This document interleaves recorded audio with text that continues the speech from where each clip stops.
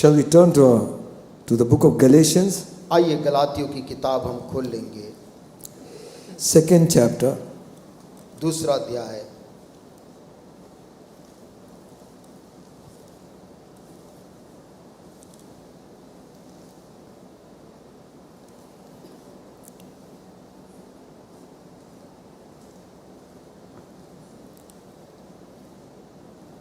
second chapter of the book of Galatians.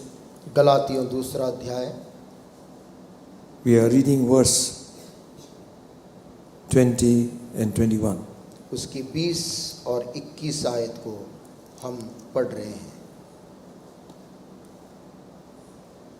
Galatians, the 2nd chapter, गलातियों उसका दूसरा अध्याय, reading verses 20 and 21. उसका 20 और 21 आयत। Paul is saying, I am crucified with Christ, nevertheless I live. Yet not I, but Christ lives in me. And the life which I now live in the flesh, I live by the faith of the Son of God, who loved me and who gave himself for me. मैं मसीह के साथ क्रूस पर चढ़ाया गया हूँ। अब मैं जीवित ना रहा, पर मसीह मुझ में जीवित है। और मैं शरीर में अब जो जीवित हूँ, तो केवल उस विश्वास से जीवित हूँ जो परमेश्वर के पुत्र पर है, जिसने मुझसे प्रेम किया और मेरे लिए अपने आप को दे दिया। I do not frustrate the grace of God. For if righteousness come by law, then Christ is dead in vain. मैं परमेश्वर के अनुग्रह को व्यर्थ नहीं ठहराता, क्योंकि यदि व्यवस्था के द्वारा धार्मिकता होती तो मसीह का मरना व्यर्थ होता। You know, Paul, after his conversion, has taken a different turn. आप जानते हैं पौलुस का मन परिवर्तन होने के बाद उसने एक अलग ही रास्ता मोड़ लिया। He's now serving Jesus. और वो यीशु मसीह की अब सेवा कर रहा है। Earlier he thought that he was serving God, but he was persecuting the church of Jesus Christ. उसे पहले लग रहा था कि वो परमेश्वर की सेवा कर रहा है मसीह की कलीसियाओं को सताने के द्वारा। We can be very sincere and be sincerely wrong. हम बहुत अपने विचारधाराओं में सच्चे और ईमानदार हो सकते हैं, लेकिन पूरी सच्चाई के साथ हम गलत रास्ते में हैं। Everybody who comes into this world sometime in life asks this question. इस दुनिया में आने वाला हर एक व्यक्ति कभी ना कभी सवाल को पूछता है, Why am I here? कि मेरी पैदाइश इस दुनिया में क्यों हुई है? What is the reason of my life? मेरे जीवन का मकसद क्या है? We sang that song. हमने उस गीत को गाया, मेरे जीने का मकसद तू है। यीशु है. आमीन। Amen. आमीन। So the reason for why we are living here, और जिस कारण से हम इस जगत में रह रहे हैं, everyone that is born हर एक जिसका जन्म होता है on this earth has a time, a span of life which God has given us. इस पृथ्वी पर उसे परमेश्वर ने जीवन का एक समय प्रदान किया है। For some life is quite well, कुछ जीवन बहुत ही अच्छी तरह गुजर जाते, and for some it is hell. और कुछ के लिए वो बड़ा ही कठिन होता है। And for some from very childhood they have never known what is love and peace. और कुछ ने बचपन से ही शांति और प्रेम को जाना नहीं है। They have never known what a family is. उन्होंने कभी परिवार क्या होता है इसको पहचाना नहीं है। Some have never had the privilege of having a father and mother. कुछ ऐसे भी हैं जिन्हें माता पिता को पाने का सौभाग्य नहीं मिला। Some do not know who their parents are.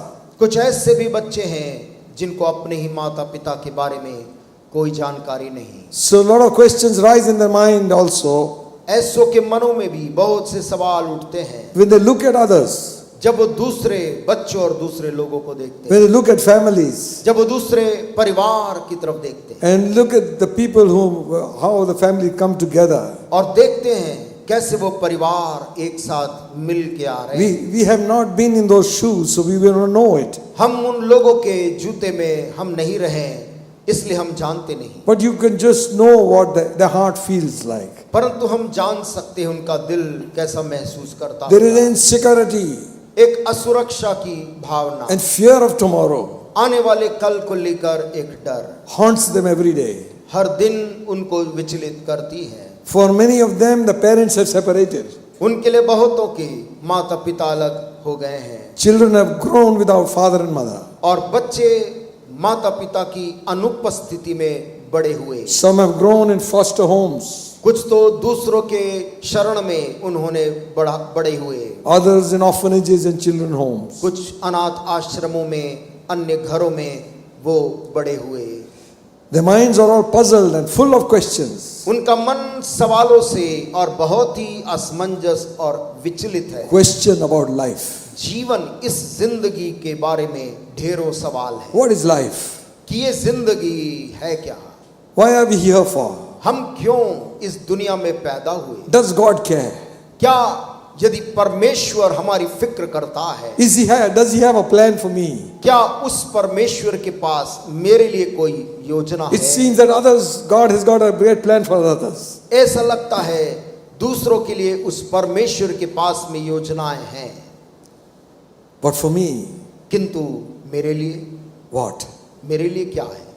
Some children have become fatherless. कुछ बच्चे पिताहीन हो गए हैं, Some women have become widows. कुछ औरतें विधवाएं हो गईं, Some wives have left their husbands. कुछ पत्नियों ने अपने पति को त्याग दिया, Some husbands have left their wives, कुछ पतियों ने अपनी पत्नी को त्याग दिया, thinking the problem will get solved. यह सोचकर कि त्यागने से जीवन की समस्याओं का हल हो जाएगा। And there are others who think this life is not worth living, so they try to end the life. ऐसे भी कुछ लोग हैं जिनको लगता है जिंदगी जीने योग्य नहीं है, कुछ अपने जीवन को स्वयं अंत करने की प्रयास करते। What is the reason, the purpose of me being here? मेरा और हमारा इस दुनिया में आने के पीछे कारण क्या है? The scripture says the devil has blinded the eyes of man. पवित्र शास्त्र कहती है शैतान ने संसार के लोगों की आंखों को अंधी कर दिया। Remember, you are not devil's property. याद रखना हमेशा कि आप शैतान की संपत्ति नहीं है, You are God's property. आप संपत्ति हैं परमेश्वर की। And the only way the devil can trouble you is by grieve God is by troubling you. और एक ही तरीका जिससे वो शैतान उस परमेश्वर को दुखित करता है, अब वो ये है, ऐसे है, आपको वो परेशान करके उस परमेश्वर को दुखित। When Jesus met Saul of Tarsus on the road to Damascus, जब यीशु मसीह ने तर्शिश के शाऊल को दमिश्क के मार्ग में सामना किया, Saul was thinking he was doing God's job by persecuting the followers of Jesus Christ. तब तक शाऊल जो कर रहा था यीशु मसीह की कलीसिया को सताकर उसे लग रहा था कि ऐसा करके मैं परमेश्वर की सेवा कर रहा हूं। Men, women, children,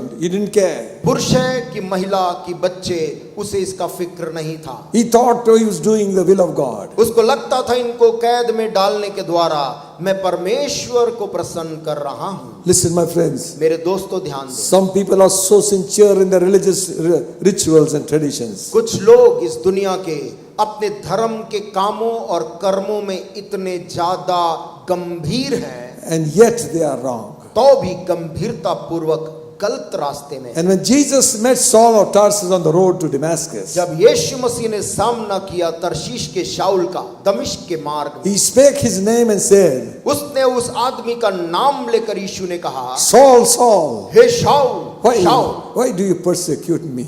तू मुझे क्यों सताता है? Who can touch God? परमेश्वर को कौन सता सकता है? Who can touch him?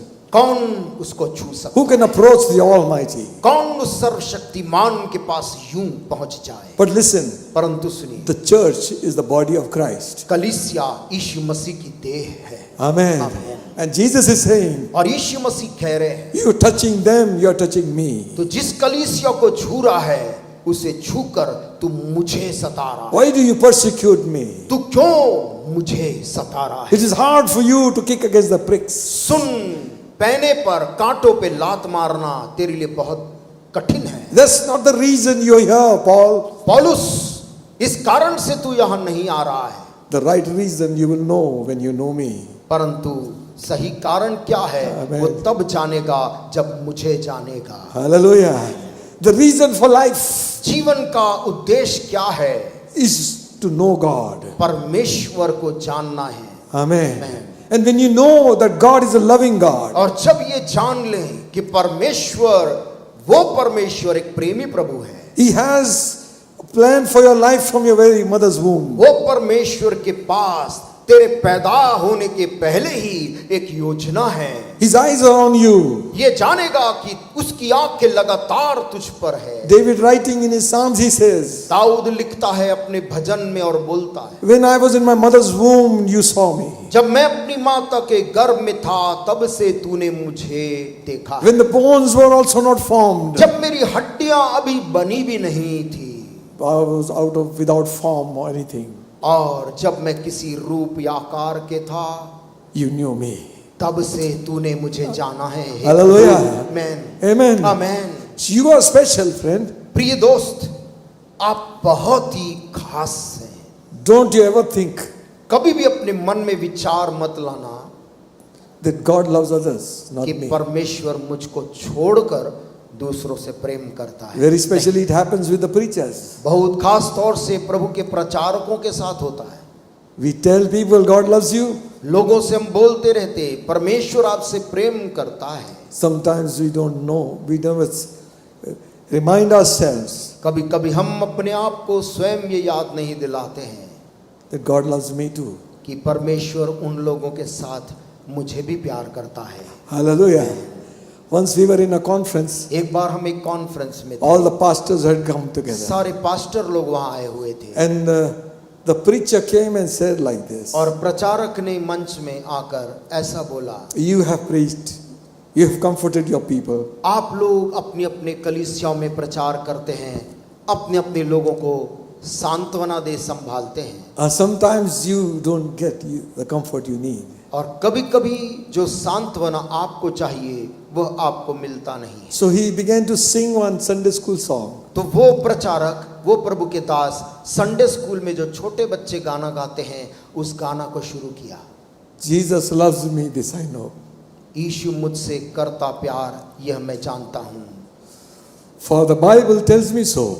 क्योंकि मेरी बाइबल मुझको यह बताती है। Little ones to him belong. छोटे बच्चे भी उसी के हैं, They are weak, but he is strong.